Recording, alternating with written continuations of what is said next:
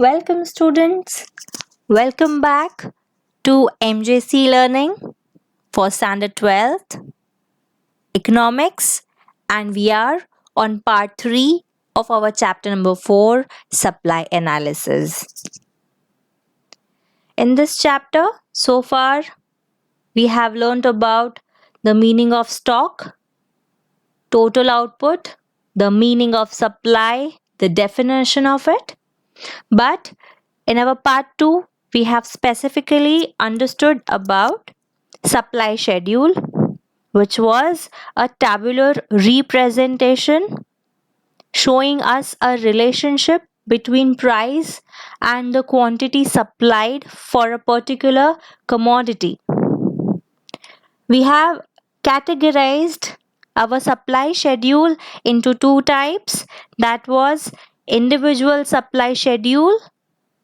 That means when an individual producer is willing to supply his product, his commodity, and we get the data out of it, we get nothing but our individual supply schedule. When the same schedule is converted or graphically presented in front of us, we call it as individual supply curve. Then we have understood about market supply schedule and market supply curve. Here we are adding up all the individual sellers, and when we combine all of their producers supply, we get market supply schedule. When that same market supply schedule is graphically represented, we call it as market supply curve.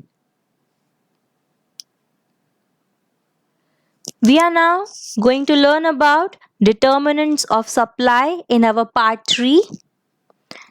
Now, the basic understanding about the determinants of supply is that what all are the things responsible for the supply. The supply can be increased also. More quantities of supply can also be a part of it, and it can be vice versa. It can be lesser amount of supply as well. So let us have a clear idea from our part 3 of chapter number 4, that is determinant of supply. The very first determinant of supply, as you all can see, is the price of the commodity. So far, in our previous lectures also, we have understood that the supply has a very direct relationship between the price and the quantity supplied. The more the price of the commodity, larger is the quantity supplied, and with lesser amount in terms of price, the quantity supplied is also less, which shows that there is a direct relationship between the price and the quantity supplied. Correct?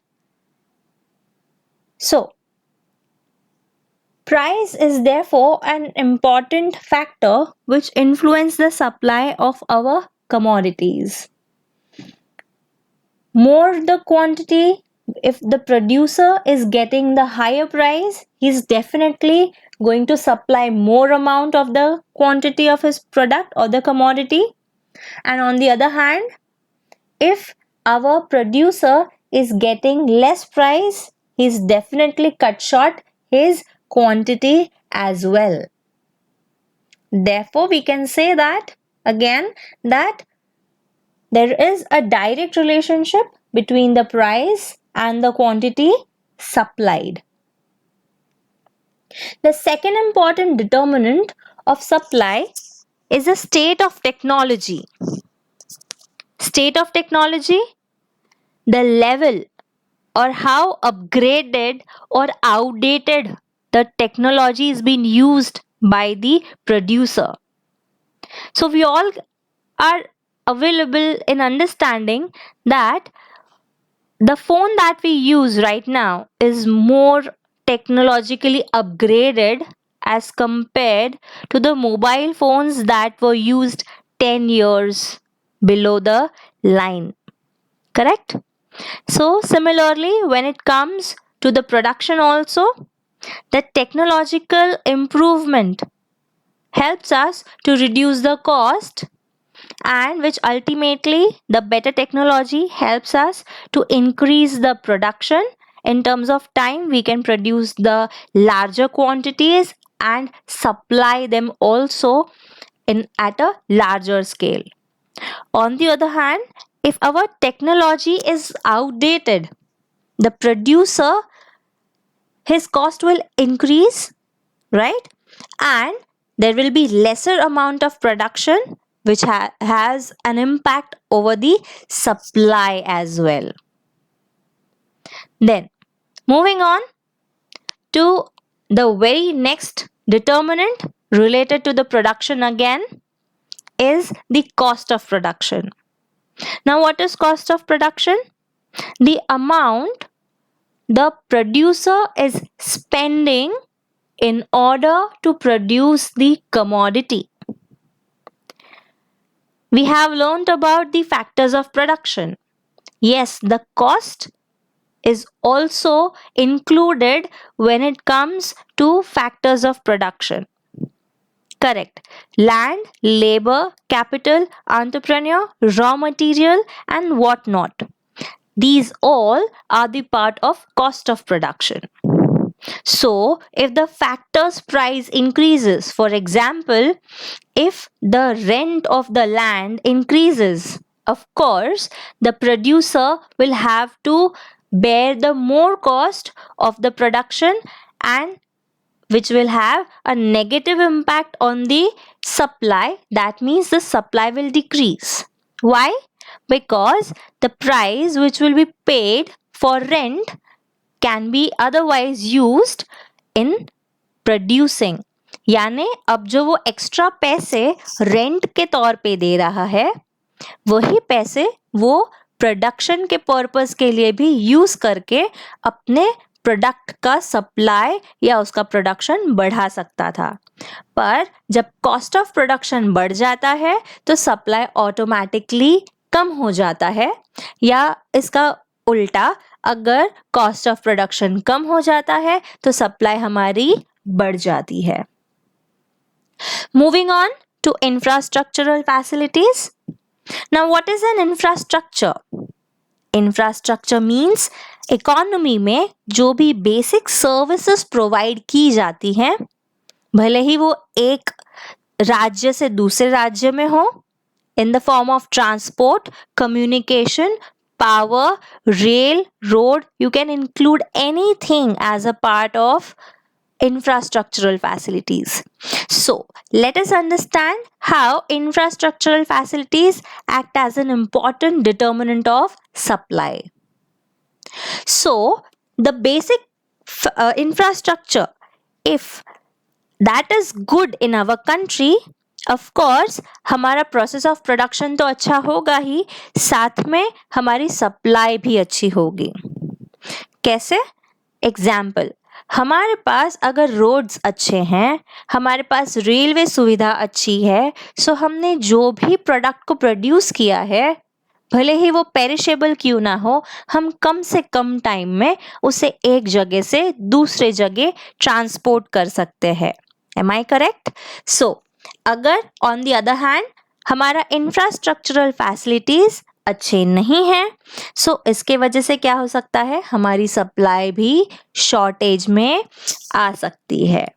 So that is why infrastructural facilities plays a very vital role in the determinant of supply.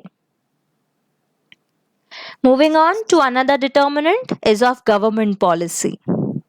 Government policies may encourage supply, and when they are unfavorable, they can also discourage the supply. It means the policies of government based on the taxation, subsidies, industrial policies, अगर taxation कम है तो producer ज़्यादा produce करेगा क्योंकि अब उसे वही पैसे टैक्स के तौर पे कम भरने पड़ेंगे और वो अपने प्रोडक्शन के प्रोसेस में उसे यूज कर सकेगा. Correct? Are you understanding? So taxation, then subsidies, concession जब प्रोड्यूसर को मिलता है तो कम भाव में, कम दामों में उसे रॉ मटेरियल मिलता है या दूसरी सुविधाएं अगर उसे मिलती है, सो इस वजह से उसे एनकरेजमेंट मिलता है and because of this the production as well as supply also increases. But yahi, if the government policies are not encouraging or if they are unfavorable, the supply also decreases. Understanding? Moving on to natural conditions. The supply of agricultural products depend on the natural condition. For example, a good monsoon and a favorable climate will produce a good harvest, and therefore the supply of the agricultural product will also increase. अगर अच्छी climate है, अच्छी फसल उगेगी and supply भी अच्छा होगा. On the other hand, अगर बाढ़ आ जाती है या सूखा पड़ जाता है तो automatically हमारा supply जो agricultural product का है वो कम हो जाएगा. Moving on to the last slide, that is determinant of supply with respect to future expectation about price. Now, if a producer is expecting that the price of his product or the commodity is going to rise in the future, then do you think he will supply more quantity of his commodity? I don't think so. That means he will wait. He will withhold the stock, and when he will get the higher price, at that time he is going to supply more. And on the other hand, if he is expecting that the price of his commodity is going to fall in the future, what is he going to do? He is going to sell or he is going to try to supply more and more of the commodity. Now, there are other factors also, that is the nature of the market. If the perfect competition exists, of course, the supply will hardly be affected. On the other hand, if a monopoly is there, he is the person who is going to directly determine the supply. Then, the next point is relative price of other goods. That means if the products are having some other substitute and if the supply of our particular product is less, people might switch to other product having the lower price of the same type. Then if the export and import, like here when we let us take particularly export, if a country exports more of a product say X, अगर हम ज़्यादा से ज़्यादा export करते हैं तो हमारे देश में उसकी सप्लाई कम होगी. करेक्ट? एंड देन अगर हमारे देश में ऑलरेडी उसकी सप्लाई कम है तो हम उसे क्या करेंगे? इम्पोर्ट करेंगे. देन इंडस्ट्रियल रिलेशन, आपस में हर इंडस्ट्री कैसे एक दूसरे के साथ रिलेट करती है, कैसे एक दूसरे को हेल्प आउट करती है, ये सारे फैक्टर्स भी काफ़ी इन्फ्लुएंस करते हैं हमारे सप्लाई के ऊपर. Then availability of factors of production, हमारे पास अच्छी से अच्छी टेक्नोलॉजी तो है पर उसे ऑपरेट करने के लिए अगर लेबर ही ना हो तो क्या प्रॉपर सप्लाई फिर भी पॉसिबल है? नहीं. सो सिमिलरली ये सारे फैक्टर्स हैं जो कहीं ना कहीं फेवरेबली भी काम करते हैं हमारे सप्लाई के लिए और अनफेवरेबली भी काम करते हैं. So today students we have learned about the determinants of supply, wherein we have understood how price of a commodity affects its supply, the state of technology affects supply, cost of production, infrastructural facilities, government policies, natural conditions, future expectation about price, then the nature of market, export import, the price of the related goods. All these things are very crucial when it comes to understanding the determinants of supply, the factors which are actually having an impact over the supply. So, students, I hope you all have understood these concepts very well, right? And I want you all to go through them again and again for better understanding and better learning with MJC Learning. Till then, take care and keep learning.